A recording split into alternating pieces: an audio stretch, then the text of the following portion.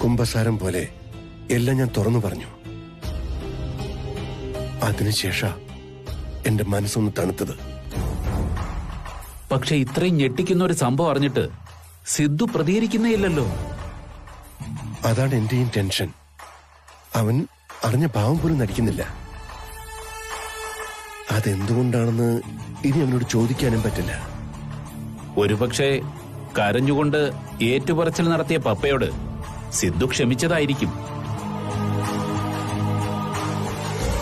അതോ ഇനി കുടിച്ചത് ഓവറായിട്ട് എല്ലാം പറഞ്ഞതായി ചേട്ടായിക്ക് തോന്നുന്നതാണോ? ഏയ് അല്ല. ഞാൻ സിദ്ധുവിന്റെ റൂമിൽ പോയി സംസാരിച്ചു. ഇനി നീ പറഞ്ഞതുപോലെ എന്റെ തോന്നലാണോ? നമ്മളായിട്ട് ഇനി അതിനെക്കുറിച്ച് ഒന്നും മിണ്ടണ്ട. സിദ്ധു എന്തെങ്കിലും പറയുന്നോന്ന് നോക്കാം. എന്തായാലും ചേട്ടായിയുടെ മനസ്സിന്റെ ഭാരം ഒഴിഞ്ഞല്ലോ, അത് മതി. സുന്ദര, പറഞ്ഞാട്ടെ. സിദ്ധു ഈ കാര്യം ഇനി അപർണയോട് പറയുവോ? ഞാൻ ആരാണെന്ന് നമ്മൾ അറിയോ? ഏയ് ഇല്ല.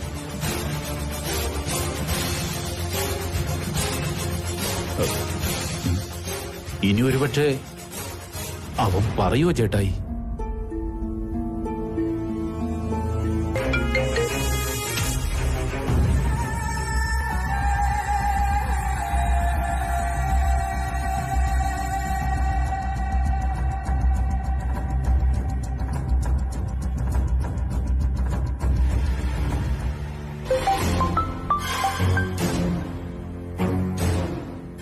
ഓ, തിരിച്ചു വിളിക്കാൻ തോന്നിയല്ലോ. ഒരു തവണ ഫോൺ അറ്റൻഡ് ചെയ്തില്ലെങ്കിൽ അതിന്റെ അർത്ഥം എന്തെങ്കിലും അസൗകര്യം ഉണ്ടാവുന്ന. പിന്നെ പിന്നെ വിളിച്ചോണ്ടിരിക്കുന്ന എന്തിനാ? സമയം കിട്ടുമ്പോ ഞാൻ തിരിച്ചു വിളിക്കുമല്ലോ. മനസ്സിലായി. ഞാൻ വിളിച്ചപ്പോ അടുത്ത അപർണ ഉണ്ടായിരുന്നല്ലോ. അപ്പൊ ഫോൺ അറ്റൻഡ് ചെയ്യാനും പറ്റത്തില്ലല്ലോ. എന്താ സിദ്ധു ഇത്? തനിക്കിപ്പോ എന്താ വേണ്ടേ? സിദ്ധു ഗസ്റ്റ് ഹൗസിലേക്ക് വരണം. എനിക്കേ ഒന്ന് കാണേണ്ട കാര്യമുണ്ട്. എന്താന്നൊന്ന് പറ. നേരിട്ട് സംസാരിക്കേണ്ട മാറ്ററാ. ഇപ്പൊ വരുവോ? ഇല്ല, ഞാൻ വരില്ല. സിദ്ധു, ആവശ്യം ഉണ്ടായിട്ടാ. അങ്ങോട്ട് വരുന്നില്ലെന്ന് പറഞ്ഞല്ലോ. ആവശ്യം എന്താന്നേ ടെക്സ്റ്റ് ചെയ്താ മതി.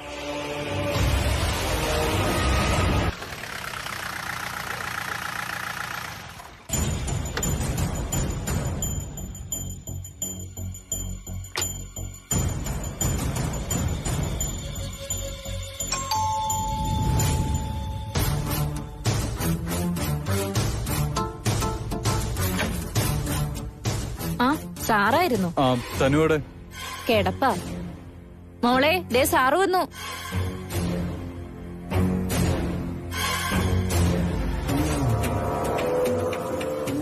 സുഖമല്ലെന്ന് പറഞ്ഞിട്ട് നിന്നെ കണ്ടിട്ട് വേറെ കുഴപ്പമൊന്നുമില്ലല്ലോ.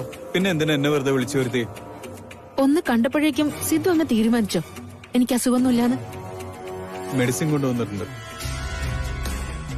അപർണ എന്തു പറയുന്നു? വീട്ടിലുണ്ടോ? സിദ്ധു ഇങ്ങോട്ടേക്കാണ് വരുന്നതെന്ന് എന്തായാലും അവളോട് പറഞ്ഞു കാണില്ലല്ലോ. അപ്പോ വീട്ടിലില്ലെന്നറിഞ്ഞോണ്ട് എന്തിനാ ഇങ്ങനെ ഒരു ചോദ്യം? പിന്നെ സൊനാലി നടക്കുന്ന കാര്യങ്ങൾ കൃത്യമായിട്ട് നിന്നെ വിളിച്ചറിയിക്കാൻ ആൾക്കാരുണ്ടെന്ന് എനിക്കറിയാം. അങ്ങനെയാണെങ്കിൽ ഒരു കാര്യം ചോദിക്കാം. വിവാഹത്തിന് മുമ്പ് ഹണിമൂൺ കഴിഞ്ഞെന്നൊക്കെ കേട്ടു. ഇന്നലെ രണ്ടുപേരും ഒരു റൂമിൽ ഒരുമിച്ചായിരുന്നില്ലേ ഉറക്കം? ആ, എന്തായാലും ആ കഥ കൊള്ളാം. ഹണിമൂൺ തുടങ്ങിയെന്ന് പബ്ലിസിറ്റി ആയ സ്ഥിതിക്ക് എനിക്കും അപ്പൂനും ലൈസൻസ് ആയി. ഇനി എന്തായാലും ആരും വിവാഹത്തിന് തടസ്സം പറഞ്ഞോണ്ട് വരില്ലല്ലോ. അങ്ങനെ ഇപ്പൊ പഴുതടയ്ക്കേണ്ട സിദ്ധു. നിങ്ങളുടെ കല്യാണത്തിന് തടസ്സം ഉണ്ടാവും. ആ, പിന്നെ ഗോസിപ്പുകളെ കുറിച്ച് സംസാരിക്കാനാണ് ജലജയെ കൊണ്ട് നീ എന്നെ വിളിപ്പിച്ചെങ്കിൽ എനിക്ക് സമയമില്ല, സൗകര്യമില്ല. മരുന്നെടുത്ത് വെച്ചോ, ഞാൻ ഇറങ്ങുവാ. പോലെ സിദ്ധു, എനിക്ക് സംസാരിക്കാനുണ്ട്. എന്താന്ന് വെച്ചാ പെട്ടെന്ന് പറ. അങ്ങനെ പറഞ്ഞു തീർക്കാവുന്ന കാര്യമല്ല. കുറച്ചു സമയം എനിക്ക് തന്നോടെ. ഇനി ഒരിക്കലും ശല്യപ്പെടുത്തില്ല. ഇനി ഞാൻ ഒരാവശ്യം പറഞ്ഞുകൊണ്ട് സിദ്ധുവിന്റെ അടുത്തേക്ക് വരില്ല. പക്ഷേ ഇന്നെനിക്കൊരാവശ്യം പറയാനുണ്ട്. സോറി, ആവശ്യമല്ല, ആഗ്രഹം. ഇന്ന് സിദ്ധു എന്റെ ഒപ്പം ഫുഡ് കഴിക്കണം. വേണ്ട, അതൊന്നും ശരിയാവില്ല. എന്താ സിദ്ധു ഇത്? ഈ പറഞ്ഞതിനർത്ഥം നിനക്ക് എന്നോട് സിമ്പതി പോലും ഇല്ലെന്നാ? ഒന്നോർത്തു നോക്കിയേ. സിദ്ധുവിനെ വിവാഹം കഴിക്കുമെന്ന് പ്രഖ്യാപിച്ചിരുന്നവളാ ഞാൻ. പപ്പ വിളിച്ചപ്പോ ഞാൻ ഓടി വന്നതും അതിനു വേണ്ടിയാ. പക്ഷെ എന്നെ സിദ്ധു കൈവിട്ടു. സാരില്ല, ദൈവം പോലും കൈവിട്ടവളാ ഞാൻ. ആ, അതൊക്കെ പോട്ടെ. ഇന്നലെ രാത്രി വന്ന് കേറി കിടന്നതാ, ഇതുവരെ എഴുന്നേറ്റിട്ടില്ല. എഴുന്നേൽക്കില്ല, ക്ഷീണം കാണും. അതെന്താ അങ്ങനെ പറഞ്ഞത്? അവൻ അപർണയുടെ വീട്ടിൽ പോയെന്ന് വിചാരിച്ചോ? സിദ്ധു ഇന്നലെ ഇവിടെയായിരുന്നു ചേച്ചി. ഏ, അതെപ്പോ വന്നു? വൈകിട്ട് വന്നു. പോയത് രാത്രി കൊറേ കഴിഞ്ഞപ്പോഴാ. ഞാൻ ഹോസ്പിറ്റലിൽ വരെ ഒന്ന് പോവുക. ശരീരം ആകെ വല്ലാത്തൊരു വേദന. ഡോക്ടറെ കണ്ടേ പറ്റൂ. അതെന്താ, പനിയാണോ തനുശ്രീക്ക്? പനിയൊന്നുമല്ല. കാര്യം എന്താന്ന് പിന്നെ പറയാം. 11-ാം തീയതി അനിയത്തെ സ്വീകരിക്കാൻ കാത്തിരിക്കായിരിക്കും ചേട്ടത്തിയമ്മ. അമ്മയില്ലാത്തോണ്ട് നിലവിളക്കുമായിട്ട് പുത്തൻപിടിനെ സ്വീകരിക്കുന്നത് ഭാവനേച്ചിയായിരിക്കും. സുജാത കുഞ്ഞമ്മ ഇപ്പോഴേ അതിനുവേണ്ടി നിലവിളക്ക് ഒരുക്കി കാത്തിരിക്കുക. ഞാൻ നിന്നാലേ ചിലപ്പം വിളക്ക് കൊണ്ട് അവളുടെ തലയ്ക്ക് ഒരെണ്ണം കൊടുത്തെന്നിരിക്കും. അത് കലക്കി. ഇനി വരട്ടെ, സ്വീകരണം കൊടുക്കുന്നുണ്ട് ഞാൻ. എന്നോട് കട്ടയ്ക്ക് നിന്ന് സംസാരിച്ചിട്ടാ അവൾ ഇവിടുന്ന് കളിത്തോട്ടത്തിലേക്ക് പോയിരിക്കുന്നത്. എന്റെ അടുത്തേക്കല്ലേ വരുന്നത്. അവള് കാണാൻ പോകുന്നതേ ഉള്ളൂ ഭാവന ആരാണെന്ന്. സിദ്ധുവിന്റെ ഭാര്യയായിട്ട് സൊണാലിയിലേക്ക് വരുന്നത് ഞാനാണെങ്കിലോ? എങ്കിൽ തനുശ്രീയെ പൂമാലയിട്ട് സ്വീകരിക്കും ഞാൻ. എന്നാലേ ഇപ്പോഴേ ഒരു പൂമാലയ്ക്ക് ഓർഡർ കൊടുത്തോ. വൃശ്ചിക മാസമല്ലേ, മാലയ്ക്കൊക്കെ നല്ല ഡിമാൻഡായിരിക്കും. മനസ്സിലായില്ലേ? അനിയത്തിയായി വരുന്ന എന്നെ സ്വീകരിക്കാൻ ചേച്ചി പൂമാല കരുതി വെച്ചോളാൻ. അതെങ്ങനെ? അതങ്ങനെ. ഇപ്പൊ ഇത്ര മാത്രം പറയാം, ശേഷം ചിന്ത്യം. ഓക്കെ? പുറത്തിറങ്ങി തല ഉയർത്തി നടക്കാൻ പറ്റാത്ത അവസ്ഥയാ. റോഡിലേക്ക് ഇറങ്ങിയ ആൾക്കാർ ചോദിക്കുന്നതേ കല്യാണം നടക്കുവോ അതോ മാറ്റി വെക്കുവോന്നൊക്കെയാ. കാര്യം എന്താണെന്ന് പറ. കൽത്തോട്ടത്തിലെ കാര്യം തന്നെയാ. ബാലുവിന്റെ വിചാരണ തുടങ്ങാനായിട്ട് പോവാ. പപ്പ കേട്ടില്ലേ ഞാൻ പറഞ്ഞതൊന്നും? നേരത്തെ അറസ്റ്റ് നടന്നതല്ലേ? കോടതിയിലെ അടുത്ത നടപടി വിചാരണയാ. അത് നടക്കട്ടെ. നല്ല മറുപടിയാ. പപ്പയ്ക്ക് എന്ത് പറ്റി പപ്പ? ബാലുവിനെ മാത്രമല്ല കോടതിയിലേക്ക് വിളിപ്പിക്കുന്നത്. ഞാൻ നമ്മുടെ വക്കീലിനെ വിളിച്ച് ചോദിച്ചു. സാക്ഷി പറയാനായി ആമിയെ വിളിക്കും. ആ വീട്ടിലുള്ള എല്ലാവരും പോകേണ്ടി വരും. പ്രശ്നം ഇപ്പൊ അതൊന്നും അല്ല. അപർണയും കോടതി ചെല്ലേണ്ടി വരും. അവളൊരു പ്രധാന സാക്ഷിയാണല്ലോ. വലിയ ഫാഷൻ ഡിസൈനർ ആയതുകൊണ്ടേ നാട്ടുകാര് മുഴുവനും അവളെ അറിയും. ഒരു 10 പേരെങ്കിലും വീഡിയോ പിടിക്കും. പിന്നെന്തായിരിക്കും സംഭവിക്കാൻ പോകുന്നത്? കൽത്തോട്ടത്തിലെ പെണ്ണിന് എന്തും ആവാം. സിദ്ധുവിന് പിന്നെ അപർണയ്ക്കപ്പുറം ഒന്നുമില്ലല്ലോ. പക്ഷേ അപർണ ഇപ്പോ സൊണാലി ബംഗ്ലാവിലെ സേതുപതി നാരായണന്റെ മരുമകളാകാൻ പോകുന്ന പെണ്ണ. ഈ വീട്ടിൽ നിന്നേ എത്ര പേരാ കോടതിയിലെത്താൻ പോകുന്നത്? അപ്പോഴാ ഭാവി മരുമോള് കേസും കോടതിയായിട്ടൊക്കെ നടക്കുന്നത്. നാണക്കേടല്ലേ പപ്പ? ബാലുവിനെ കണ്ടതുകൊണ്ട് മാത്രം ഓണസദ്യ ഉണ്ണാതെ കൽത്തോട്ടത്തിൽ നിന്ന് ഇറങ്ങിപ്പോന്നയാളാ പപ്പ. ഞാനിപ്പോ എന്ത് വേണം? പപ്പ കൽത്തോട്ടത്തിൽ വിളിക്കണം. 11-ാം തീയതി ഞായറാഴ്ച അവധിയായതുകൊണ്ട് കോടതിയിലൊന്നും പോവണ്ടല്ലോ. അതിന്റെ പിറ്റേന്ന് എന്തായാലും കേസിന്റെ വിധിയായിരിക്കുവോ? കല്യാണം നടത്താൻ പാടില്ലെന്നായി. അതിനുവേണ്ടി തനുശ്രീയും കൊണ്ടുവന്നു. മമ്മി വരെ പപ്പയെ എതിർക്കുന്ന സ്ഥിതിയെത്തി. പപ്പയെ തോൽപ്പിച്ച് നമ്മുടെ വിവാഹം രജിസ്റ്റർ ചെയ്യാൻ പോലും മമ്മി തയ്യാറായി. എന്തൊക്കെ പ്രശ്നങ്ങളായിരുന്നു. എന്നിട്ട് ഇപ്പത്തേ കല്യാണം നടത്താൻ വീണ്ടും ഓക്കെ പറയുന്നു. എല്ലാത്തിനും സമ്മതം മൂളുന്നു. ഇങ്ങനെ നമുക്ക് അനുകൂലമായിട്ടൊരു മാറ്റം പപ്പയിൽ നിന്ന് തീരെ ഞാൻ പ്രതീക്ഷിച്ചില്ല. ആകെ ഒരു കൺഫ്യൂഷൻ. കാരണം എന്താണെന്ന് എനിക്കറിയാം. എന്നാ താൻ പറ. പശ്ചാത്താപം. പശ്ചാത്താപോ? എന്തിന്?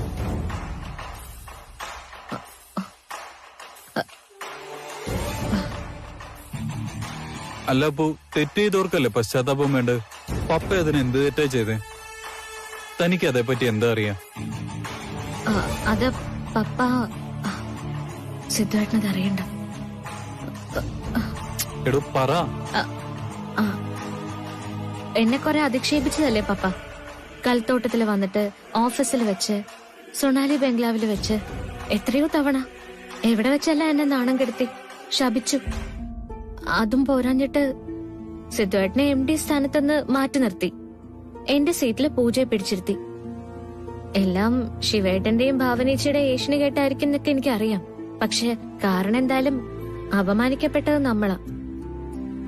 ഒരു വീണ്ടും വിചാരം ഉണ്ടായപ്പോ പപ്പയ്ക്ക് തോന്നിക്കാണും എല്ലാം അധികപ്പറ്റായി പോയെന്ന്. അതിന്റെ കുറ്റബോധം കാരണം ഇപ്പോ വിവാഹത്തിന് അനുകൂലമായത്. അപ്പോ എന്തൊക്കെ പറഞ്ഞാലും നമ്മുടെ വിവാഹം നടക്കാൻ പോവല്ലേ? ഞാൻ അത്രേ ആലോചിക്കുന്നുള്ളൂ. അപ്പോ ഇടയ്ക്ക് നീ ചോദിച്ചില്ലേ, കല്യാണം കഴിഞ്ഞ് നമുക്ക് സൊനാലി തന്നെ താമസിക്കണമെന്ന് നിർബന്ധമുണ്ടോന്ന്? ആ ചോദ്യം ഞാൻ എന്തായാലും പിൻവലിച്ചു. സൊണാലി മതി. അവിടെയല്ലേ പപ്പയുള്ളത്. എനിക്ക് പപ്പയുടെ മരുമകളായി അതേ വീട്ടിൽ തന്നെ താമസിക്കണം. തനുശ്രീക്ക് മനസ്സ് മാറ്റം വന്ന് കല്യാണം കൂടാൻ വരുന്നാണോ സിദ്ധുവേട്ടൻ പറയുന്നേ? എല്ലാം നമുക്ക് അനുകൂലമായിട്ട് വരുമെന്ന് തോന്നുന്നു. സിദ്ധു എനിക്ക് ഏതോ ഒരാളാ. എന്നാ ആമിയുടെ അപ്പന്റെ കാര്യം അതല്ല. അവരെന്റെ എതിരാളികളാ. ആമിയുടെ മകൻ കാരണം എന്റെ ജീവിതം എങ്ങനെയായത്. അവരൊന്നും മനസ്സ് വെച്ചിരുന്നെങ്കിൽ, എന്നെ സ്വീകരിച്ചിരുന്നെങ്കിൽ എന്റെ ലൈഫ് മറ്റൊരു ലെവലാവുമായിരുന്നു. അതുപോലെ അപർണ. എനിക്കും ബാലുവിനും ഇടയിൽ അവൾ ഇല്ലായിരുന്നുവെങ്കിൽ ബാലു എന്നെ വിവാഹം കഴിക്കുമായിരുന്നു. എനിക്കങ്ങനെയല്ല. സിദ്ധുവും ആമിയും അപ്പുവും എനിക്ക് ശത്രുക്കളാ. അപ്പുവിന്റെ അമ്മയായതുകൊണ്ടാ ആമി എന്റെ ശത്രുക്കളുടെ ലിസ്റ്റിൽ പെട്ടത്. മകൻ സ്നേഹിച്ചു കിട്ടിയ പെണ്ണെന്നുള്ള പരിഗണന പോലും തരാതെയാ ആമി എന്നെ കൽത്തോട്ടത്തിൽ നിന്ന് ഇറക്കി വിട്ടത്. അതിന് കാരണമായത് അപ്പോ. എനിക്ക് പകരം വീട്ടിയെ പറ്റൂ. കൽത്തോട്ടത്തിലെ സ്വത്തിൽ നിന്ന് പ്രിയയ്ക്ക് ഒന്നും കിട്ടിയില്ലെന്നാണ് പറയുന്നേ. അതിനു മുമ്പ് ബാലുവിന് പോവാനുള്ള സാഹചര്യം വന്നില്ലേ? പ്രമാണം അവന്റെ പേരിലായതുകൊണ്ട് എനിക്കെന്താ ഗുണം? ഒരു കുട്ടിയുള്ളത് ബാലുവിന്റേതായിരുന്നെങ്കിൽ അതിനെ വെച്ച് സ്വത്ത് അവകാശപ്പെടായിരുന്നു. എന്ന് കരുതി ഞാൻ തോറ്റു പിന്മാറാനൊന്നും പോകുന്നില്ല. എനിക്കൊരു മോനുണ്ട്. എന്നാ ബാലുവായിട്ട് ഇത്രയും നാൾ ഒരുമിച്ച് താമസിച്ചിട്ടും ഞാൻ രണ്ടാമത് പ്രഗ്നന്റ് ആയില്ല. അവന് കുട്ടികളുണ്ടാവില്ല. അതുകൊണ്ട് ഭാര്യ എന്ന നിലയ്ക്ക് എനിക്ക് ജീവിക്കാനുള്ള വക തരണമെന്ന് ഒരാർഗ്യുമെന്റ് മുന്നോട്ട് വെക്കാനുള്ള വകുപ്പൊക്കെ ഉണ്ട്. ഈ ആമി അഭിമാനിയല്ലേ? എനിക്ക് സ്വത്തിന്റെ പങ്ക് തരാതിരിക്കില്ല. ഒറ്റ കൈയായിട്ട് അത് ഞാൻ പ്രയോഗിക്കും. അപ്പു ആമിയുമായി എങ്ങനെയെങ്കിലും ഒന്ന് തെറ്റിപ്പിരിയണമെന്ന എന്റെ ആഗ്രഹം. ഒരുമിച്ച് നിൽക്കുന്നതാ അവരുടെ ബലം. കൽത്തോട്ടത്തിൽ കുറച്ചുനാളും കൂടി തുടരാൻ കഴിഞ്ഞിരുന്നെങ്കിൽ എന്തെങ്കിലും പണി ഞാൻ ഒപ്പിക്കുമായിരുന്നു. സാരമില്ല, ഞാൻ അവിടെ വീണ്ടും കടന്നുകൂടിയിരിക്കും. കല്യാണം നടക്കാതിരിക്കാൻ എന്ത് ചെയ്യണം? അതാ നമ്മുടെ ഇപ്പോഴത്തെ ടാർഗറ്റ്. ആരൊരാളും കൂടി വരാനുണ്ടെന്ന് പറഞ്ഞിട്ട് ഇപ്പൊ എത്തും.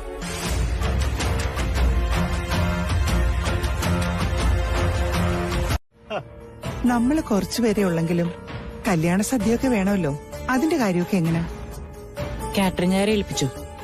ഇനി ആളെണ്ണം കൃത്യമായിട്ട് പറഞ്ഞാ മതി. അതെ, തുറന്നു ചോദിക്കുന്നോണ്ട് വേറെ ഒന്നും തോന്നരുത്. കല്യാണം ആലോചിച്ച സമയത്തും അത് പ്രൊസീഡ് ചെയ്തപ്പോഴും സിദ്ധാർത്ഥൻ സൊനാലി ഫാബിന്റെ MD ആയിരുന്നു. ഇപ്പൊ MD അല്ല. അപ്പുവിന്റെ ഹസ്ബൻഡ് എന്ത് ചെയ്യുന്നു എന്ന് ചോദിച്ചാ ഞങ്ങൾ എന്തോ മറുപടി പറയണം.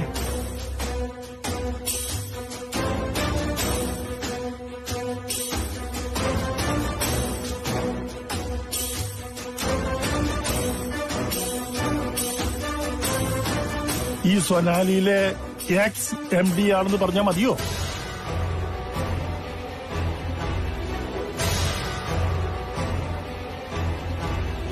അതു അതെ, നേരെ വാ നേരെ പോ എന്ന പ്രകൃതക്കാരനാ ഞാൻ. അതുകൊണ്ട് ചോദിച്ചതാ. പ്ലീസ്. സൊണാലി ഫാബ് ഡിസൈനേഴ്സിന്റെ മാനേജിംഗ് ഡയറക്ടറാണ് സിദ്ധാർത്ഥ് നാരായണൻ എന്ന് ധൈര്യമായിട്ട് പറഞ്ഞോളൂ. ഓ,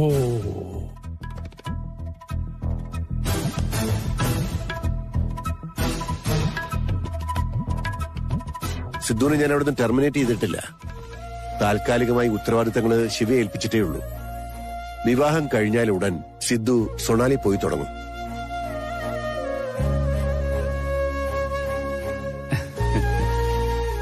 അതുപോലെ അപർണയും അവിടെ ചീഫ് ഫാഷൻ ഡിസൈനറായിട്ട് തുടരണം. ഹസ്ബൻഡ് സമ്മതിച്ചാൽ.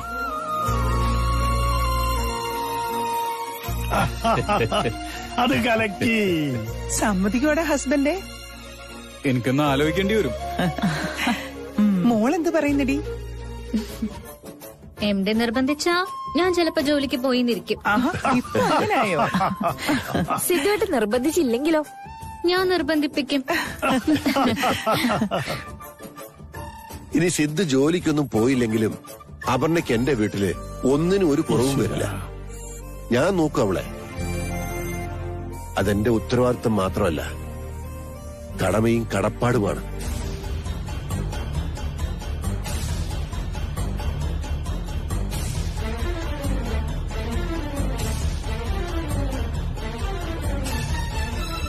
ഈ കടപ്പാടെന്ന് പറയുമ്പോ അതായത് മഞ്ജുവിനോടുള്ള കടപ്പാടാ. ആമി എങ്ങനെയോ അതുപോലെ മോളെ സ്നേഹിച്ചതല്ലേ മഞ്ജു. ഓ,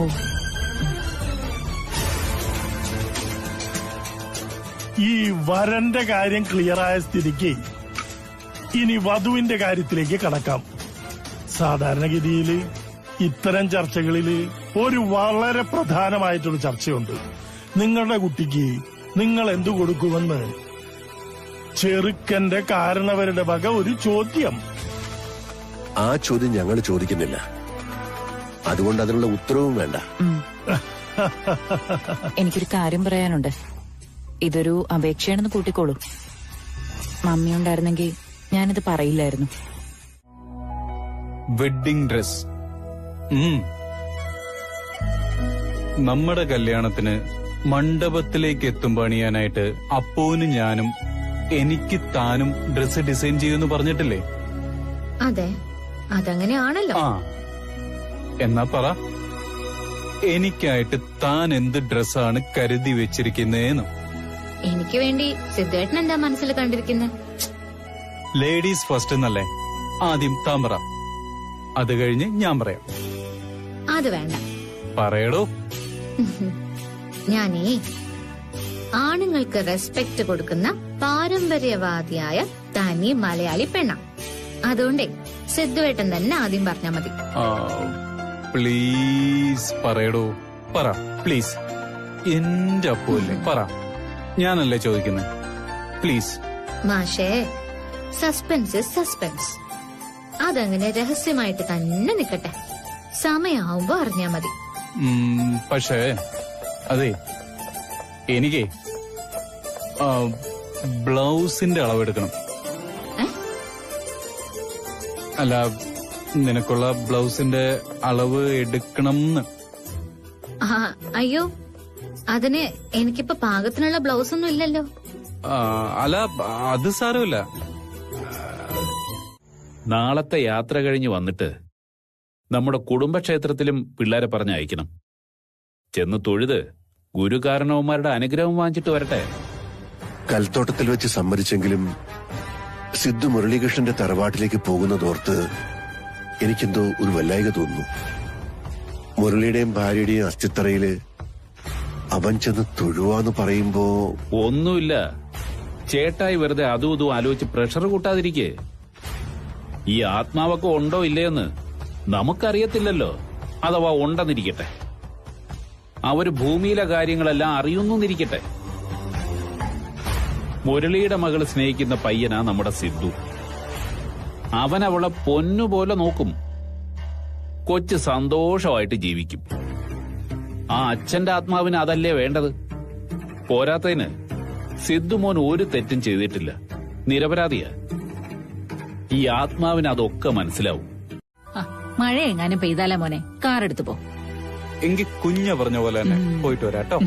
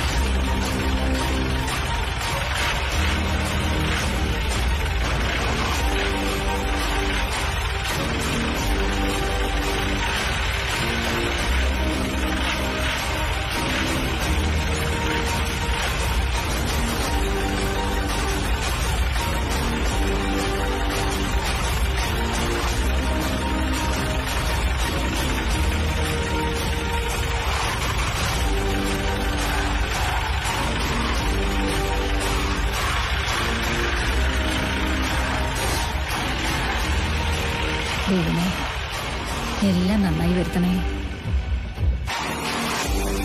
ദൈവങ്ങളെ, എല്ലാം ഉദ്ദേശിച്ച പോലെ നടത്തി തരണേ.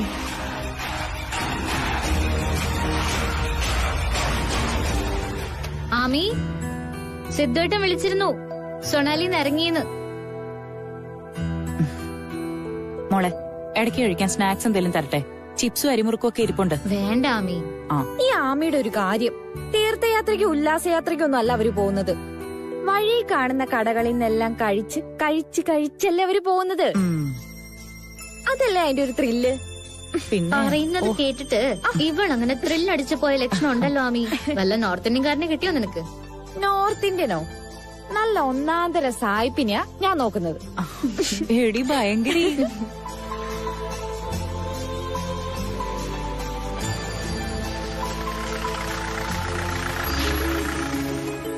ആ ദേ, സിദ്ധു വന്നു മോളെ. അല്ല, സിദ്ധു വണ്ടി എടുത്തോണ്ടേ കൽത്തോട്ടത്തിലേക്ക് പോയി. അവിടെ നിന്ന് അപർണ മാഡം കൂടെ കേറും. കാറിന്റെയും ബൈക്കിന്റെയും ബ്രേക്ക് ഞാൻ തകരാറിലാക്കി വെച്ചിരിക്കേ. അവൻ കാർ എടുത്തോണ്ടാ പോയത്. പക്ഷെ ഭാവന, അതൊരു അബദ്ധാവില്ലേ? എന്തബദ്ധം? സിദ്ധു കൽത്തോട്ടത്തിലെത്തും മുമ്പ് കാറിന് ബ്രേക്ക് പോയാലോ? വണ്ടി കുറെ ദൂരം ഓടിക്കഴിഞ്ഞാലേ ബ്രേക്ക് ഇല്ലാതാവുള്ളൂ. അങ്ങനെ കണക്ക് കൂട്ടിയാ ഞാൻ പണി ഒപ്പിച്ചിരിക്കുന്നേ. ഞാൻ ആരാ മോള്? അപ്പോ ഇന്നാ ഗുഡ് ന്യൂസ് പ്രതീക്ഷിക്കാവുന്നതാണോ? തീർച്ചയായിട്ടും. പിടിക്കപ്പെടൂ ഭാവന. എവിടെ? പ്രിയ ഒന്ന് ചുമ്മാതിരിക്കേ. ആരും അറിയാൻ പോകുന്നില്ല. നാളെ സൊണാലിയും കൽത്തോട്ടത്തിൽ വീടും മരണ വീടല്ലേ. അതിനിടയ്ക്ക് ആരാ ഇതൊക്കെ ശ്രദ്ധിക്കാൻ പോകുന്നേ? ടെൻഷന്റെ കാര്യമേ ഇല്ല. ശരി, എന്നാ ഞാൻ വിളിക്കാം.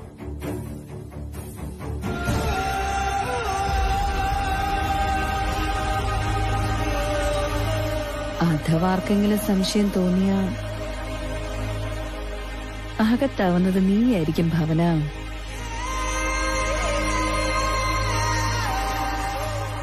അപ്പോ നിന്റെ അന്ത്യയാത്രയാണെന്ന് നീ അറിയുന്നില്ലല്ലോ.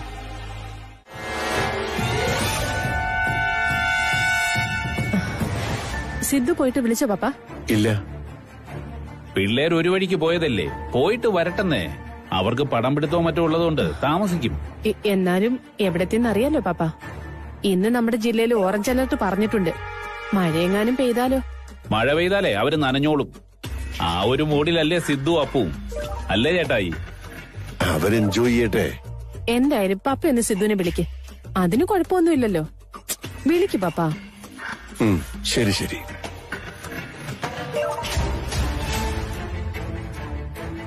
പപ്പ സ്പീക്കറിലിരുന്നേ.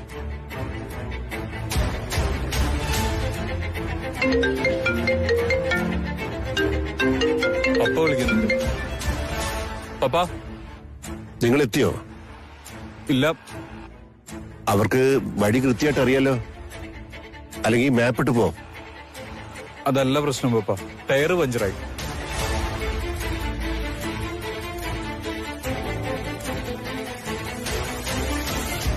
പഞ്ചറാവാൻ വഴിയില്ലല്ലോ, പുതിയ ടയറല്ലേ. എന്ത് പറ്റിയെന്ന് മെക്കാനിക്ക് വന്നാലേ അറിയാൻ പറ്റുള്ളൂ. കമ്പനിയിലേക്ക് വിളിച്ചിട്ടുണ്ട്, ആളിപ്പോ വരും. ഞങ്ങളിവിടെ വെയിറ്റ് ചെയ്യാം.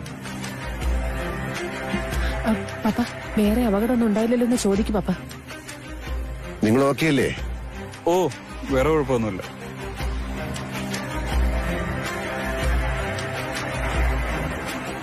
എന്നാലും ആ വണ്ടിയുടെ ടയർ പഞ്ചറാവൂ? അയ്യോടാ. സിദ്ധുവിനെ വിളിച്ച് സമാധാനായില്ലേ ഭാവനയ്ക്ക്? സിദ്ധു ആ പെണ്ണും മാത്രമല്ല, നീയും വലിയൊരു അപകടത്തിൽ നിന്ന് രക്ഷപ്പെടുകയായിരുന്നു. അതിന് ദൈവത്തിനോട് നന്ദി പറ. എടി, ഇന്നത്തെ കാലത്ത് ഒരു ആക്സിഡന്റ് നടന്ന, അതും വലിയൊരു അപകടമാണെങ്കിൽ പോലീസ് വെറുതെ ഒന്നും എഴുതി തള്ളൂല്ല, കേസാക്കും. മംഗല്യഭാഗ്യത്തിന് തൊട്ടു മുൻപ് വധൂവരന്മാർക്ക് ദാരുണാന്ത്യം, അങ്ങനെയായിരിക്കും വാർത്ത വരുന്നത്. നാട്ടിലാകെ സംസാര വിഷയാവും. സിദ്ധു അപർണയോ ആണെങ്കിൽ 4 പേരറിയുന്നവരാ. ഗൗരവമുള്ള അന്വേഷണം നടക്കും. ചിലപ്പോ ക്രൈംബ്രാഞ്ചിന് കേസ് വിടും. വേറെ വണ്ടി വന്നിടിച്ചുണ്ടായ അപകടമൊന്നും അല്ലല്ലോ, പിന്നെ ഞാനെന്തിനാ പേടിക്കുന്നേ? കാറിന്റെ ബ്രേക്കും പോയി, ആക്സിഡന്റും ഉണ്ടായി, അത്രേ ഉള്ളൂ. അത്രേ അല്ല, കാറിന്റെ ബ്രേക്ക് പോയത് എങ്ങനെയാണെന്ന് കണ്ടുപിടിക്കാൻ സയന്റിഫിക്കായ രീതികളൊക്കെ ഉണ്ട്. പോലീസ് കണ്ടുപിടിക്കും. ആരോ ആസൂത്രണം ചെയ്ത അപകടമാണെന്ന് കണ്ടെത്തും. സംശയിക്കപ്പെടുന്നവരുടെ ലിസ്റ്റുകളും ഉണ്ടാക്കും. ബാക്കി ഞാൻ പറയണ്ടല്ലോ. കല്യാണം മുടക്കാനാണ്, അല്ലാതെ ആളെ കൊല്ലാനല്ല നോക്കേണ്ടത്. കൊലക്കേസിൽ ശിക്ഷിക്കപ്പെട്ട് ശിഷ്ടകാലം അഴിയെണ്ണണമെന്ന് നിനക്ക് ആഗ്രഹമില്ലല്ലോ. അതുകൊണ്ട് നല്ല പോലെ ആലോചിച്ചിട്ട് വേണം എന്തെങ്കിലും ചെയ്യാൻ. അതുപോലെ ഇവിടെ ആർക്ക് സംശയം തോന്നാനും പാടില്ല. വല്ലതും മനസ്സിലാവുന്നുണ്ടോ? സിദ്ധുവിന് ഇങ്ങനെ സംഭവിച്ചതില് ഇനി സംശയമല്ലോ ഉണ്ടാവോ? ഇല്ലെന്ന് വിചാരിക്കാം.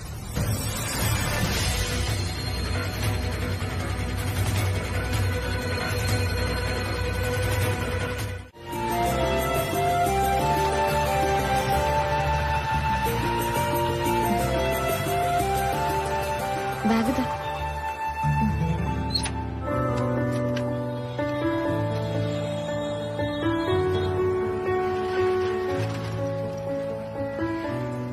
സാറേ, എല്ലാം പക്കയാക്കിയിട്ടുണ്ട്. Thank you. ഞങ്ങള് ലേറ്റ് ആയോ? കുറച്ച്, സാരമില്ല. അതെ, ചേട്ടൻ സഹായിച്ചോണ്ടേ ഞങ്ങളുടെ കാര്യം നടന്നു. ആ, ഓ, വാ.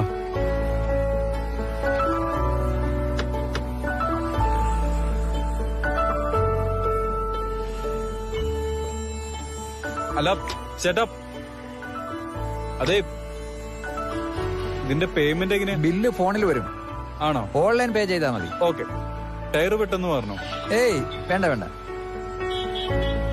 പിന്നെ സാറേ, ഒരു പ്രശ്നമുണ്ട്. കമ്പനിയുടെ രീതി അനുസരിച്ച് ഞാൻ മൊത്തത്തിൽ വണ്ടി ഒന്ന് ചെക്ക് ചെയ്തു.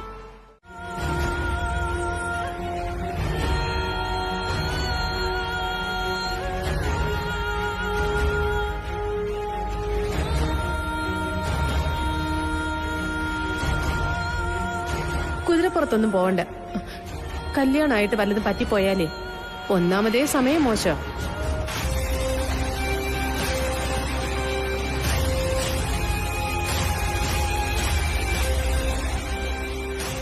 അപ്പോന്റെ സ്കൂട്ടറിലൊന്നും പോണ്ട. ഇത്രയും ദൂരോ? നല്ല കാര്യമായി പോയി. സേവ് ദ ഡേറ്റിന്റെ ഫോട്ടോസും വീഡിയോ ഒക്കെ എടുക്കേണ്ടതല്ലേ? സ്കൂട്ടറിലായാലേ കാണാൻ അതിന്റേതായ ഒരു രസമൊന്നും ഉണ്ടാവില്ല. സിദ്ധുവേട്ടാ, സിദ്ധുവേട്ടാ, എന്ത് പറ്റി? കാറിന് പിന്നെ എന്തെങ്കിലും പ്രോബ്ലം ആയോ? കുഴപ്പമായില്ല, ആവുമായിരുന്നു. തന്നോട് പറയണ്ടെന്ന് കരുതിയതാ. പക്ഷെ പിന്നാലോചിച്ചപ്പോ തോന്നി നീ അറിഞ്ഞിരിക്കണമെന്ന്. മെക്കാനിക് എന്നോട് പറഞ്ഞതെന്താണെന്നറിയോ? കാറിന്റെ ബ്രേക്ക് കറക്റ്റ് അല്ലായിരുന്നു എന്ന്. ആരോ ബ്രേക്ക് ലൂസാക്കി വെച്ചിരുന്നു. സിദ്ധുവേട്ടാ, ടയർ പഞ്ചറാവാതെ നമ്മൾ യാത്ര തുടർന്നെങ്കിൽ ഉറപ്പായിട്ടും അപകടം ഉണ്ടാവുമായിരുന്നു.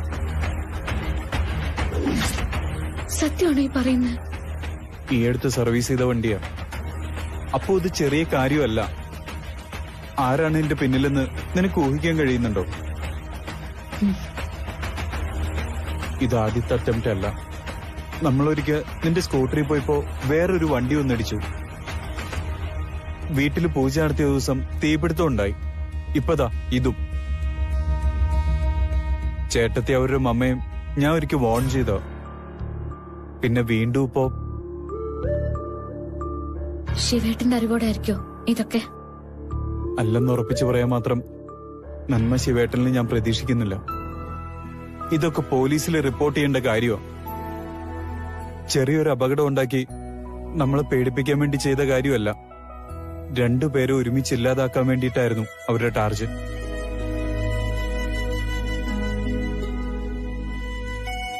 ഇതവരുടെ അവസാനത്തെ അറ്റംപ്റ്റ് ആയിരിക്കും. എന്തായാലും നമ്മൾ സൂക്ഷിക്കണം, പ്രത്യേകിച്ച് താൻ. ഞാൻ എന്തായാലും ഇപ്പൊ ഇത് വീട്ടിൽ പറയുന്നില്ല. ആമയ്ക്ക് വെറുതെ ടെൻഷനാവും. കല്യാണം കഴിഞ്ഞ് ഞാൻ സൊണാലിയിലോട്ടല്ലേ വരുന്നത്. തനിക്ക് പേടിയുണ്ടോ? ചായ എടുക്കട്ടെ മോനെ? അത് കൊള്ളാം. അവര് വയറ് നിറച്ച് അടിച്ച് പെരുക്കിയിട്ട് വരുമായിരിക്കും. അപ്പോഴാ കുഞ്ഞേടെ വക ഒരു ഞഞ്ഞാച്ചായ. ഓ പിന്നെ മുരളീകൃഷ്ണന്റെ വീട്ടിലിപ്പോ ആരെങ്കിലും താമസിക്കുന്നുണ്ടോ? നോട്ടത്തിനൊരാളുണ്ട്. അകന്ന ബന്ധത്തിലുള്ള ഒരാളാ. അപ്പൊ വീടൊക്കെ അലമ്പായിരിക്കും. അല്ല ഓച്ചാ, നല്ല വൃത്തിയായിട്ടായിട്ടിരിക്കുന്നത്. അച്ഛൻ്റെ അമ്മയുടെ പ്രസൻസ് അവിടെ ഉണ്ടെന്നാ അപ്പു പറയുന്നത്. നിനക്കങ്ങനെ തോന്നിയോ? പപ്പ, എനിക്ക് അവരെ അറിയത്തില്ലല്ലോ. എന്നാലും എന്തോ ഒരു പോസിറ്റീവ് എനർജി അവിടെ അനുഭവപ്പെട്ടു. അമ്മയെക്കുറിച്ചുള്ള ഓർമ്മകളുള്ളതുകൊണ്ട് ആ സെയിം ഫീല് നമുക്ക് എവിടെയും കിട്ടാറുണ്ടല്ലോ. അങ്ങനെ ഒരു വീട് അവിടെ ഉള്ളത് നല്ലതാ. ആ, നിനക്കും അപ്പൂനും വല്ലപ്പോഴും അവിടെ പോയി തങ്ങാലോ. എന്തിന്? അതിന്റെ ആവശ്യമൊന്നുമില്ല. അല്ല ചേട്ടാ, അതെന്താ അങ്ങനെ പറഞ്ഞു? ഹണിമൂണിന് പുറത്തെവിടെങ്കിലും പോവാലോ. അല്ലെങ്കിൽ ഊട്ടി കിടക്കുകയല്ലേ. സുജാത ഓർക്കുന്നില്ലേ? നമ്മുടെ മധു ഇത് ഊട്ടിയിലായിരുന്നു. ഊട്ടി തണുത്ത് വരച്ചേ ഒരാഴ്ച ഞാൻ പനിച്ചു കിടക്കുകയായിരുന്നു. അതെ, അതൊന്നും ആരും ഇപ്പൊ പ്ലാൻ ചെയ്യണ്ട. 1 വർഷം കഴിയാതെ ഞങ്ങൾ എവിടേക്കും യാത്ര പോകുന്നില്ല. മമ്മിയുടെ ശ്രാദ്ധത്തിന് തിരുനെല്ലി പോയി ബാക്കിയുള്ള കർമ്മങ്ങൾ ചെയ്യണം. എന്നിട്ട് മതിയല്ല. ആ, അല്ല മോനെ, സേവ് ദ ഡേറ്റിന്റെ വിശേഷങ്ങൾ പറഞ്ഞില്ലല്ലോ. എങ്ങനെയുണ്ടായിരുന്നു? അത് പിന്നെ ചോദിക്കാനുണ്ടോ? ഇന്നൊരു ചടങ്ങായിട്ട് മാത്രം നടത്തി. പലതവണ ഇവര് സേവ് ദ ഡേറ്റ് കൊണ്ടാടിയതല്ലേ. അതിന്റെ വീഡിയോ ഒന്ന് കാണിച്ചു തരുമോ? അത് കാഞ്ചുവിന്റെ ഫ്രണ്ട്സ് അല്ല അറേഞ്ച് ചെയ്ത്. അവര് അതൊരു വീഡിയോ ആയിട്ട് തരാന്ന് പറഞ്ഞു. എന്നിട്ട് വേണം എനിക്കത് ഫേസ്ബുക്കിലിടാൻ. 4 പേര് കാണട്ടെ എന്നെ. അല്ല, ചേട്ടത്തി എവിടെ? കണ്ടില്ലല്ലോ. അമ്മയുണ്ട്. അമ്മയും മോളും കൂടി മോളിലെന്തോ ഗൂഢാലോചനയില്ല.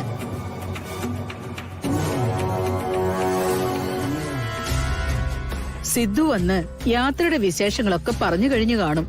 ഇനി നീ താഴേക്ക് ചെല്ല്. അമ്മയും കൂടെ വാ. എനിക്ക് ഒറ്റയ്ക്ക് അവന്റെ അടുത്തേക്ക് ചെല്ലാനൊരു മടി.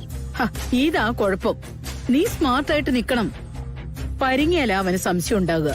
വാ, ഞാനും വരാം. വാ.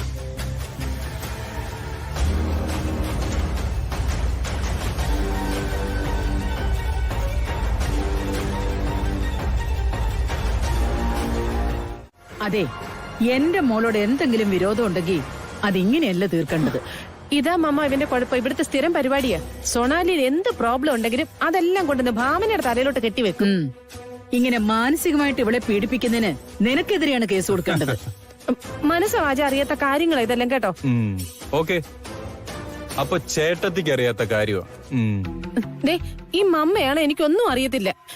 ദേഷ്യം തോന്നിയ അത് ഞാൻ മുഖത്ത് നോക്കി പറയും. അല്ലാതെ കാറിന്റെ ബ്രേക്ക് അഴിച്ചു വിടുന്നതൊന്നും ഞാനൊന്നും ചെയ്തിട്ടില്ല. എനിക്ക് ആലോചിക്കാൻ പോലും വയ്യ. ശരി, എന്നാ പിന്നെ എനിക്ക് മിസ്റ്റേക്ക് പറ്റിയതായിരിക്കും അല്ലേ? അതെ, മോൻ എന്തായാലും കേസ് കൊടുക്കാതിരുന്നത് നന്നായി. പക്ഷേ പ്രശ്നം അതല്ല ആന്റി. എന്റെ അപ്പൂന്റെ പിന്നില് ഞങ്ങളെ അപായപ്പെടുത്തണമെന്ന ലക്ഷ്യത്തില് ആരോ ഉണ്ടെന്നുള്ളത് വ്യക്തം. അതാരാന്ന് കണ്ടുപിടിക്കണ്ടേ? ഇല്ലെങ്കിൽ നാളെ ഇതുപോലുള്ള സംഭവങ്ങൾ ആവർത്തിക്കില്ലേ?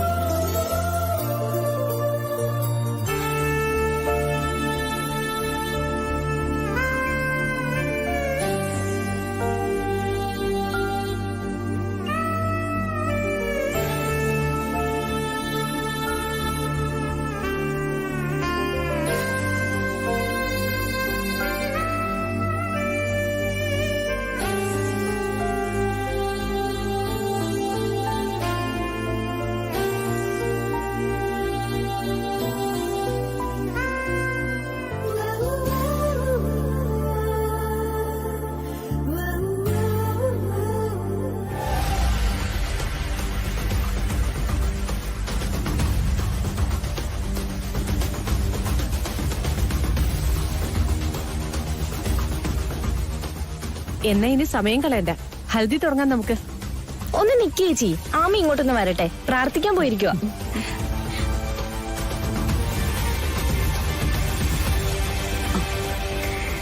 ഇത് വിളക്കിന്റെ അടുത്ത് വെച്ചിരുന്ന മഞ്ഞള.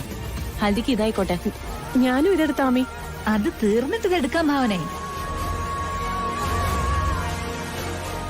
ആമി തുടങ്ങി വെക്ക്. ആ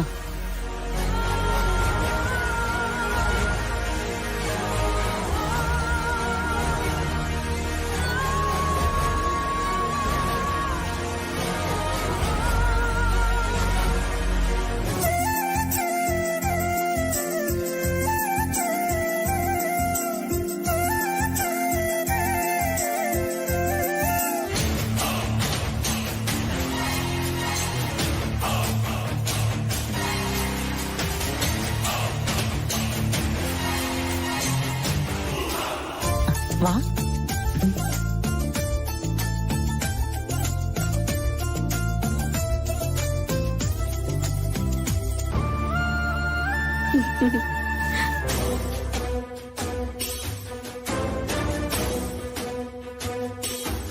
കുഞ്ഞ, ഇനി ഞാൻ ചെല്ലട്ടെ. അങ്ങോട്ട് ചെല്ലേ ചെല്ല്.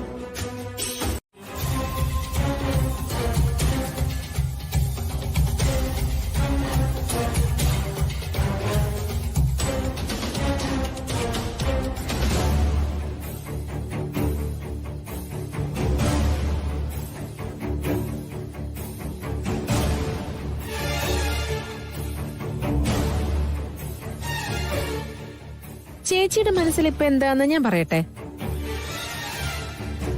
ഇവൾക്ക് വട്ടാണോന്നുള്ള സംശയല്ലേ? മോള് ആഗ്രഹിക്കുന്ന പോലെ വല്ലതും നടക്കൂ. ഞാൻ ആഗ്രഹിക്കുന്നതേ നടക്കൂ. എല്ലാരും അത് കാണാൻ പോവല്ലേ? കാണാൻ പോകുന്ന പൂരത്തെ പറ്റി എന്തിനാ വർണ്ണിച്ച് വഷളാക്കുന്നേ? ഭാവന ചേച്ചി എന്താ ചേച്ചി, അവക്ക് പണി കൊടുത്തോ?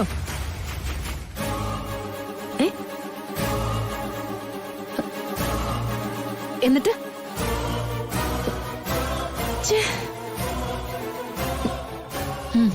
ശരി, മോചകേ ഉള്ളൂ. ഇതിനെ കൊണ്ടൊന്നും ഒരു കാര്യവും നടക്കൂല. മഞ്ഞൾ ഇത് മതിയോ, ഇനിയും വേണോ?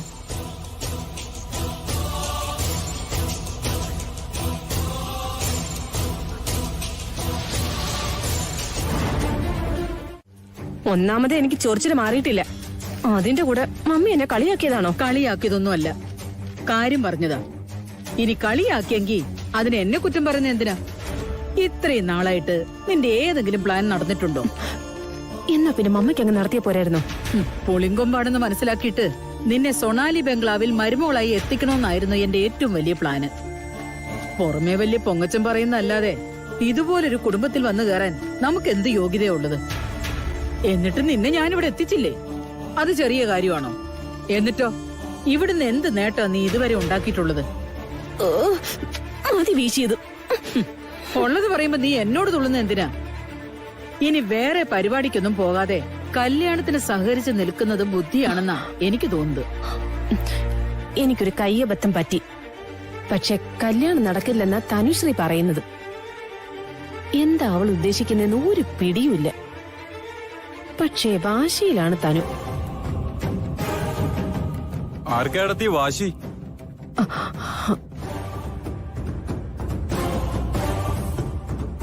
ഹോസ്പിറ്റലിൽ എങ്ങനെ പോണോ? വേണമെങ്കിൽ പറയണോട്ടോ. വേണ്ട. ആ, നാളെയും കൽത്തോട്ടത്തിൽ പോണ്ടേ? എന്റെ സിസ്റ്ററിന്റെ സ്ഥാനത്ത് നിന്ന് കാര്യങ്ങൾ നോക്കേണ്ടത് ഏട്ടത്തിയാ. അതൊക്കെ അവക്കറിയാം. ആ, നാളെ പാട്ടും മറ്റെന്തൊക്കെയോ പരിപാടികളുണ്ട്. ചേട്ടത്തിയുടെ വക എന്തെങ്കിലും സ്പെഷ്യൽ പെർഫോമൻസ് എന്തെങ്കിലുമൊക്കെ ആവാം. എന്തെങ്കിലും പ്ലാൻ ചെയ്തിട്ടുണ്ടോ? ഇല്ല. എന്നാ ആലോചിച്ചു നോക്ക്. ചെറുക്കന്റെ ഭാഗത്തുനിന്ന് ആരെങ്കിലും എന്തെങ്കിലുമൊക്കെ ഒരു സ്പെഷ്യൽ ഐറ്റം ഒക്കെ കാണിക്കണ്ടേ? എന്നാ ശരി. അതെ, പ്ലാൻ ചെയ്യുമ്പോ ഇന്നത്തെ പോലെ ഇങ്ങനെ അബദ്ധമൊന്നും പറ്റാതെ നോക്കണം.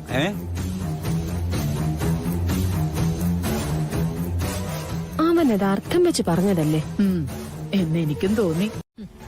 നീ ടെൻഷൻ അടിക്കും മോളെ, അതിനുള്ള വകുപ്പുണ്ട് എന്റെ കയ്യില്. ഇനി ഞാൻ വന്ന കാര്യം പറയാം. ഒന്ന് ഫോൺ ചെയ്ത് പറഞ്ഞാലും മതിയായിരുന്നു. പക്ഷെ ധനുശ്രീയെ നേരിൽ വന്ന് കണ്ട് പറയണമെന്ന് തോന്നി. ഈ വരുന്ന 11-ാം തീയതി എന്റെ വിവാഹമാണ്. എന്റെ വീടായ കൽത്തോട്ടത്തിൽ വെച്ച് ഉച്ചയ്ക്ക് 12 മണി കഴിഞ്ഞാണ് മുഹൂർത്തം. ധനുശ്രീയെ ഞാൻ എന്റെ നിലയ്ക്ക് പ്രത്യേകമായി ക്ഷണിക്കുന്നു. വരണം. ക്ഷണം ഞാൻ സ്വീകരിക്കുന്നു. പക്ഷേ ഒരു സംശയം. ചോദിക്ക്. 11-ാം തീയതി അപർണയുടെ വിവാഹമാണെന്നേ പറഞ്ഞുള്ളൂ. വരൻ ആരാണെന്ന് പറഞ്ഞില്ല. ആരാ? ആ ചോദ്യം എനിക്ക് ഇഷ്ടപ്പെട്ടു. സിദ്ധുവേട്ടൻ എന്ന സിദ്ധാർത്ഥ് നാരായണൻ. മൂപ്പരാണ് വരൻ. ഒരു ഫോർമാലിറ്റിക്ക് വേണ്ടിയല്ല ഞാൻ ക്ഷണിച്ചത്. ഞങ്ങളുടെ കല്യാണം കൂടിയിട്ട് പോവാൻ വേണ്ടിയാണ് തനുശ്രീ ഇവിടെ സ്റ്റേ ചെയ്യുന്നതെന്ന് സിദ്ധുവേട്ടൻ എന്നോട് പറഞ്ഞു. എന്നാലും ഞാനായിട്ട് വന്ന് ക്ഷണിക്കണമല്ലോ. അപർണ ക്ഷണിച്ചാലും ഇല്ലെങ്കിലും ഞാൻ വരുമായിരുന്നു. ഇനിയിപ്പോ വരാതിരിക്കാൻ പറ്റില്ലല്ലോ. നമ്മൾ തമ്മിൽ ഇനി ശത്രുതയുടെ കാര്യമില്ലെന്നാ എനിക്ക് പറയാനുള്ളത്. ആ പറഞ്ഞതിന്റെ അർത്ഥം ഇതുവരെ ശത്രുത ഉണ്ടായിരുന്നു എന്നാണ്. എനിക്കല്ല, അപർണയ്ക്ക്.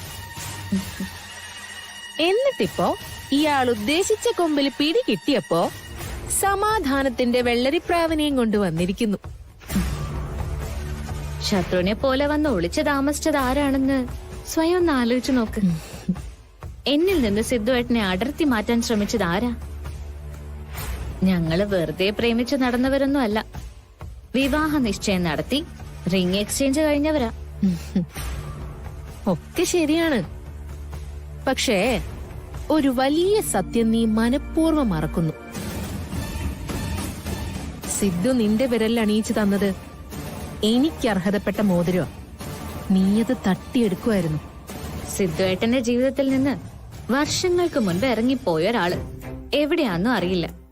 ജീവിച്ചിരിപ്പുണ്ടോ എന്ന് പോലും ഉറപ്പില്ല. തകർച്ചയിലേക്ക് പോയ ആ മനുഷ്യനെ എന്റെ കൈ പിടിച്ച ജീവിതത്തിലേക്ക് തിരിച്ചു വന്നത്. ഞങ്ങൾ പോലും അറിയാതെ ഞങ്ങൾ തമ്മിൽ അടുത്തതും. കേൾക്കാൻ കൊള്ളാം. തനുശ്രീയുടെ വാക്കുകളില് എപ്പോഴും ഞാൻ ശ്രദ്ധിച്ചിട്ടുള്ള ഒരു കാര്യമുണ്ട്. ഞാൻ സിദ്ധുവേട്ടനെ തട്ടിയെടുത്തു എന്നുള്ളൊരു സൂചന. എന്താ അത് ശരിയല്ലേ? അല്ല, പലപ്പോഴും ഒഴിഞ്ഞു മാറാൻ ശ്രമിച്ചിട്ടേ ഉള്ളൂ ഞാൻ. പക്ഷേ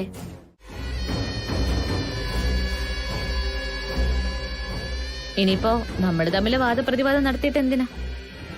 അതുകൊണ്ട് മനസ്സിലുള്ള കരടുകളെല്ലാം മറന്നിട്ട് തനിച്ച് ഞങ്ങളുടെ വിവാഹത്തിന് വരണം.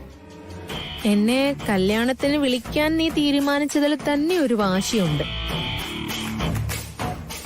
നല്ല ഉറപ്പുണ്ടോ അപർണയ്ക്ക് വിവാഹം നടക്കുമെന്ന്?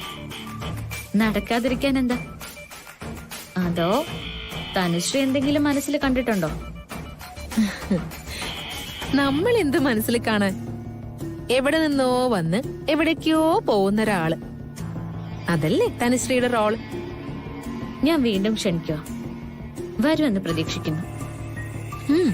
തീർച്ചയായിട്ടും വരും. ഞാൻ പങ്കെടുക്കും.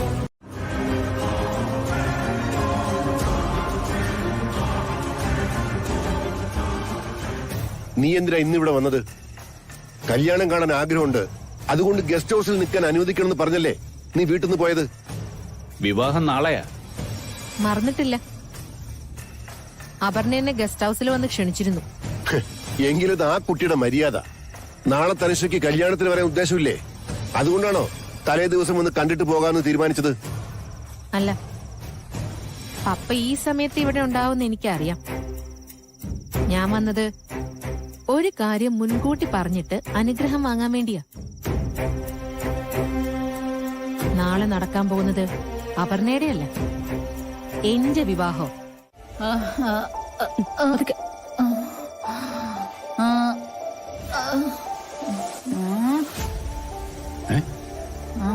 സുജാതയ്ക്ക് എന്ത് പറ്റി? ഒരു ജ്യൂസ് കുടിച്ചതേ ഓർമ്മയുള്ളൂ. ഇത് BP വല്ലതും പറഞ്ഞായിരിക്കും. കുറച്ച് മോര് കലക്കി കൊടുത്തപ്പോഴാ ശരിയായത്. മോര് കുടിച്ച BP ശരിയാവൂ? എന്തായാലും സുജാത ഇന്ന് എന്നെ ചിരിപ്പിച്ചു. സമ്മാനം 1100 രൂപ ഓൺലൈനായിട്ട് അങ്ങ് പേ ചെയ്യാം. സമ്മാനമൊന്നും വേണ്ട, എനിക്കൊന്ന് വീട്ടിൽ പോയാ മതി. രാവിലെ നേരത്തെ എഴുന്നേറ്റ് വരണ്ടല്ലേ? എന്നാ ചെന്നാട്ടെ. സിദ്ധു എവിടെ? അപ്പുവിനോട് എന്തോ രഹസ്യം പറയാനുണ്ടെന്ന് അകത്തുണ്ട്. എന്നാ പിന്നെ രഹസ്യം പറഞ്ഞിട്ട് വരട്ടെ. ഒരു 2 മിനിറ്റ് അനുവദിച്ചേക്കാം. ആ 2 മിനിറ്റ് കൊണ്ട് നമുക്കൊരു രഹസ്യം പറഞ്ഞാലോ സുന്ദരളിയോ?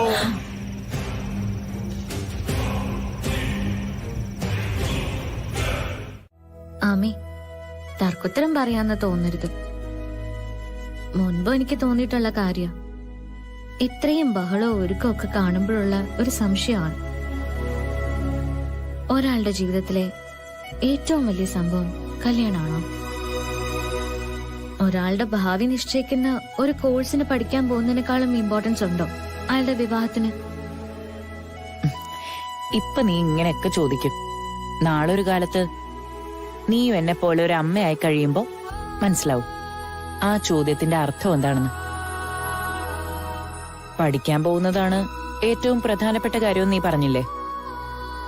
ഒരു കോഴ്സിന് ചേർന്ന് അത് നമുക്ക് ഇണങ്ങുന്നില്ലെന്ന് കണ്ട ഇടയ്ക്ക് വെച്ച് നിർത്തി വേറെന്തേലും പഠിക്കാൻ പോവാം. കല്യാണത്തിന്റെ കാര്യത്തില് അത് പറ്റുമോ? പറ്റും. പുറം രാജ്യങ്ങളിലെ പോലെ ആണും പെണ്ണും കൊറേ കാലം ഒരുമിച്ചങ്ങ് ജീവിച്ചു നോക്കുക. തമ്മിലിണങ്ങുമെങ്കിൽ കല്യാണം. എന്നിട്ടും അവരുടെ നാട്ടിലല്ലേ ഇഷ്ടംപോലെ ഡിവോഴ്സ് നടക്കുന്നത്. അതുകൊണ്ട് ജീവിതത്തിലെ ഏറ്റവും പ്രധാനപ്പെട്ട കാര്യങ്ങളിലൊന്നാണ് കല്യാണം. അതോടെ ജീവിതം മറ്റൊരു വഴിയിലേക്ക് കടക്കുക. അതുവരെ നമ്മൾ തനിച്ചുള്ള യാത്രയാ, പിന്നെ 2 പേര് ചേർന്നുള്ള യാത്രയാ. ഇന്ന് വരെ നീ എന്റെ മോള് മാത്രമായിരുന്നു. നാളെ മുതല് സിദ്ധുവിന്റെ ഭാര്യ കൂടിയാ. താലി, ആഭരണോ അലങ്കാരോ ഒന്നുമല്ല, ഉത്തരവാദിത്വമാ. ഒരു പെണ്ണിന്റെ അഭിമാനമാ. രാവിലെ നേരത്തെ എഴുന്നേക്കണ്ടല്ലേ? മോള് കിടന്ന് ഉറങ്ങാൻ നോക്ക്. അതെ, നാളെ മുതല് കാഞ്ചു ആമിക്ക് കൂട്ടായിട്ട് ഇവിടെ വന്ന് കിടക്കും. അതൊന്നും വേണ്ട, അവൾക്ക് രാത്രി പഠിക്കാനൊക്കെ കാണും. സാരമില്ല, ഞാൻ തന്നെ കിടന്നോളാം. വിഷമൊന്നുമില്ല. എന്നായാലും കല്യാണം കഴിഞ്ഞ് നീ പോണ്ടവളല്ലേ, പിന്നെന്തിനാ വിഷമിക്കുന്നത്?